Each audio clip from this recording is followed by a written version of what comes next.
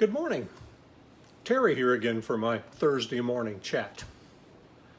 This morning I'm thinking, and the last couple of days as well, for lack of better words, I'm thinking about holding on to both engagement and disengagement. To be engaged with people and the world and the nation and political situation, to be engaged with it, but at the same time remaining disengaged. I'm amazed by people that seem to bring a peaceful center wherever they go. And I'm not as amazed by people that disengage and have a peaceful center but then hide behind doors and are not engaged with people, kind of isolated, they keep to themselves. And I am not impressed by people that are very engaged, but it's almost like they pick up whatever energy is around them. If they're with angry people, they're angry. If they're listening to news that's agitated, they're agitated. What I'm intrigued by and what I love living with is a peaceful center, let's say. A peaceful center that I carry wherever I go, and somehow that peaceful center has a stability of its own, and to bring that, but then engage with people or watch the news or listen to political rhetoric and so on, but have that center not get displaced or not disappear by it.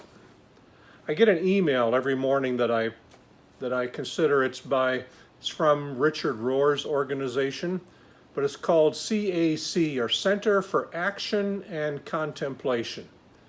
And they encourage, they help me, they show me how to do both, to form and hold on to a center that has peace and faith and hope and love and all those wonderful realities that reside, but then also action, that is getting engaged.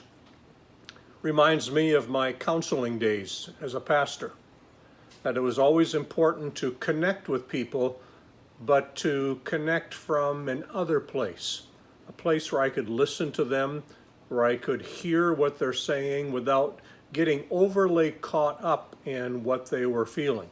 That I could step back and say, it sounds to me like you're experiencing or you're feeling this because this is going in your life, rather than getting as angry or as frustrated or as confused as they were.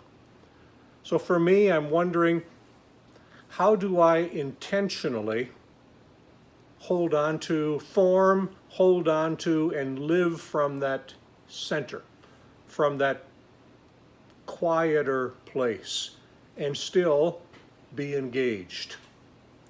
Had a friend that just reminded me of the movie Gandhi, and I'm thinking it's been a long time since I've watched that. Maybe it's time to watch it again, because Gandhi was one who moved from place to place, was certainly engaged, but seemed to keep that different place, and there are others like that. So I think of, again, how important my early morning time is.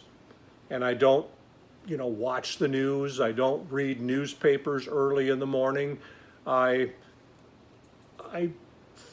seek to recenter, to breathe deeply, to meditate, to do some journaling, but always very, very quiet. So starting my day from that quiet center, and then seeking throughout the day. If I find myself, I think of it as winding up, that I'm gearing up and I'm getting frustrated, or I'm getting angry, or I'm getting tense. How do I recenter? And then from that center, engage people. Read some newspapers, listen to some political rhetoric to stay engaged, to seek to understand the Black Lives Matter movement, to seek to understand different perspectives, but always trying to hold on to that center. And what I'm doing these last couple of days is paying attention to that center. When I maybe decenter from that center, or I overly engage, get too connected that I am automatically responding and living into the tension around me, finding ways to step back. It might be something I found effective to simply step back and breathe, intentionally pay attention to my breath. It's almost too simple to work, but it's amazing it does. For just 60 or 60 seconds or a couple of minutes, just to pay attention to my breath, which in a sense brings me back into my body, and just think it through. Or throughout the day have times where I turn off the stimuli. I don't have news on, I don't have different programs on, and paying attention to what I watch on TV.